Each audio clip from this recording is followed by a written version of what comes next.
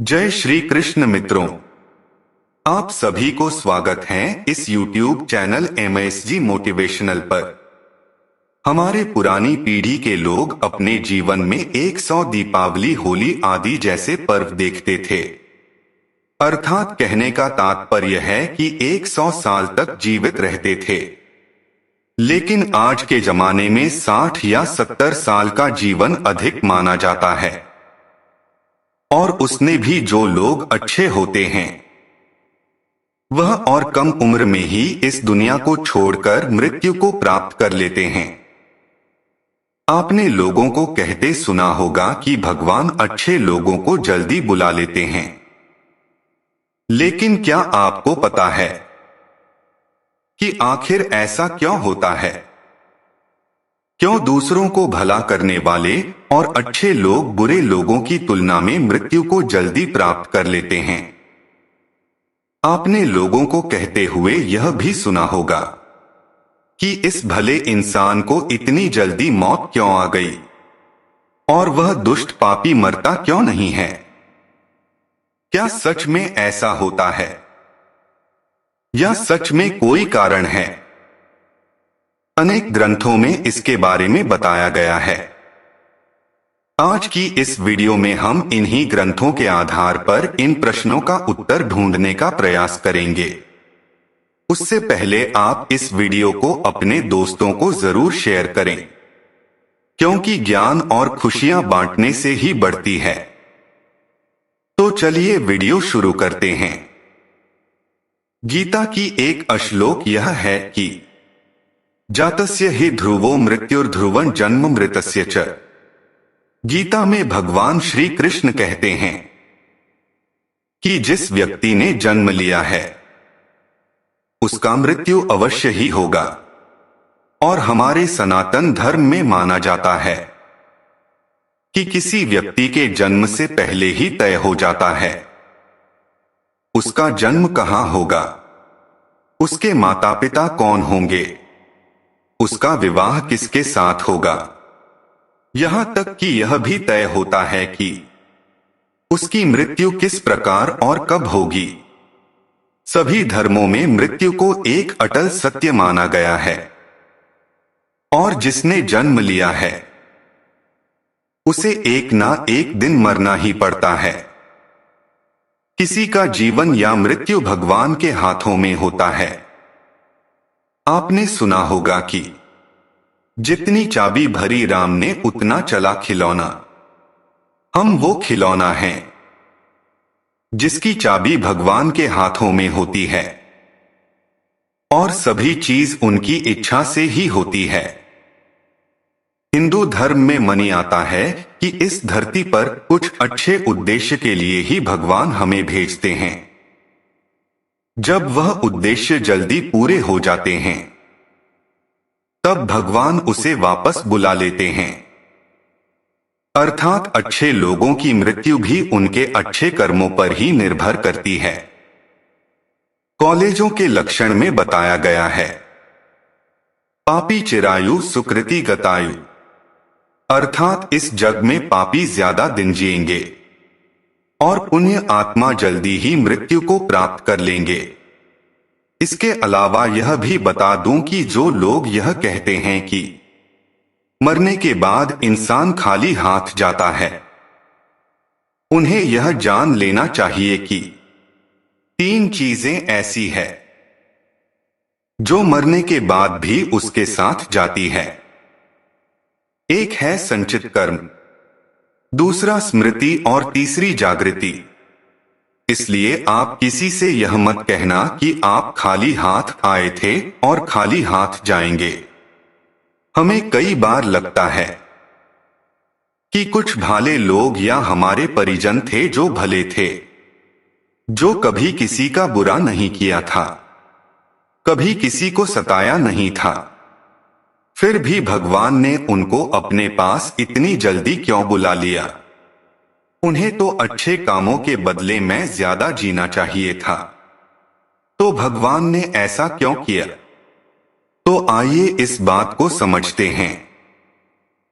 आपने कई प्राचीन कथाओं में सुना होगा जब कोई ऋषि मुनि या भगवान किसी अप्सरा या देवता पर क्रोधित होते थे तो उससे सजा के तौर पर पृथ्वी लोक यानी मृत्यु लोक पर जन्म लेने का श्राप देते थे।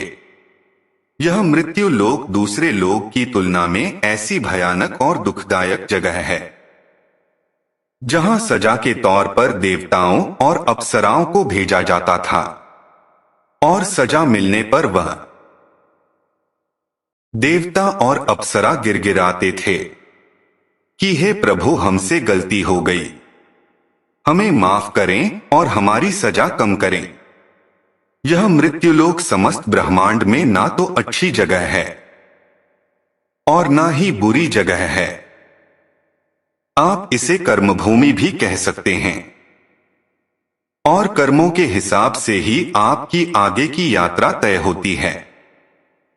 जब हम जान में लेकर यहां आते हैं तो हमें इस मृत्युलोक की माया जाल और मोह माया घेर लेती है और हमें यह मृत्युलोक अच्छा लगने लगता है। हमें इस मृत्युलोक और यहां रहने वाले लोगों से मोह हो जाता है। हम इस मृत्युलोक को छोड़कर नहीं जाना चाहते हैं और हमारा कोई साथी इस लोक को छोड़कर चला जाता है तो भी हमें दुख होता है। जब किसी इंसान की मौत होती है तो वह जीवात्मा यमराज के यहां जाती है और वहां उसके कर्मों का लेखा जोखा होता है। उसमें देखा जाता है कि उस जीव आत्मा ने अच्छे कर्म किया है या बुरे कर्म किया है। अगर किसी जीवात्मा ने मृत्यु लोक में बहुत बुरे कर्म किया है, बहुत ज्यादा लोगों को सताया है, लूटा है, दुख पहुंचाया है, तो उसे दूसरे जन्म में उन सभी के हिसाब चुकाना पड़ता है और उसी कारण उस जीव आत्मा को लंबा जीवन काल मिलता है। यदि जीव आत्मा ने अच्छे कर्म किया है तो उसे अगले जन्म में काम सांसें दी जाती है। कई लोग कहते हैं कि अच्छे काम करने वाले को लंबा जीवन देना चाहिए और बुरे काम करने वालों को कम जीवन देना चाहिए। लेकिन भगवान ने जो व्यवस्था बनाई है वह सही और उत्तम है, क्योंकि इस मृत्युलोक में रहना और जीवन व्यतीत करना हमारा लक्ष्य नहीं है। हम जीव आत्माओं का लक्ष्य तो परम पवित्र बनकर मोक्ष प्राप्त करना है और ईश्वर का सानिध्य प्राप्त करना है। हर एक जन्म के साथ हमें अवसर मिलता है कि हम अपनी चेतना के स्तर को अच्छे काम करके ऊपर उठाएं, क्योंकि हम बुरे काम करते हैं तो हमारे चेतना का स्तर नीचे जाता है और हमें हजारों या कई बार तो करोड़ों साल तक इस मृत्युलोक में दुख झेलना पड़ता है। कहा जाता है कि एक जीव आत्मा को 84 लाख बार इस संसार को चक्कर काटने पड़ते हैं, तब जाकर उसे मुफ्त मिलता है। लेकिन जो जीवात्मा अच्छे हैं, भले कर्म करते हैं, वह जीवात्मा जल्द से जल्द शुद्धता प्राप्त कर लेते हैं और कुछ ही जन्मों के बाद मोक्ष प्राप्त कर लेते हैं। इसलिए परमात्मा उनका जीवन काल कौन रखता है, ताकि वह जीवात्मा इस मृत्युलोक के कष्टों को कम सहन करें, पर परम धाम में जाकर परम शांति और परम आनंद को प्राप्त करें। और जिस जीवात्मा ने मृत्युलोक में बुरे काम किए हैं, उसे इस मृत्युलोक के यातनाओं को ज्यादा देर तक सहन करना पड़ता है और कई हजारों लाखों जन्म के बाद उनकी आत्मा पवित्र होती है, तब जाकर उससे परमधाम की प्राप्ति होती है। दूसरी बात यह है कि हमारा जन्म इस मृत्युलोक में किसी न किसी उद्देश्य से होता है और जब वह उद्देश्य पूरा हो जाता है तब भगवान हमें वापस बुला लेते हैं।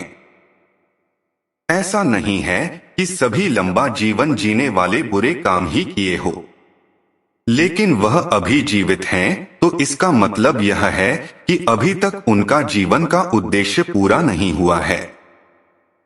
मित्रों, आप समझ गए होंगे कि अच्छे लोगों की मृत्यु जल्दी क्यों हो जाती है।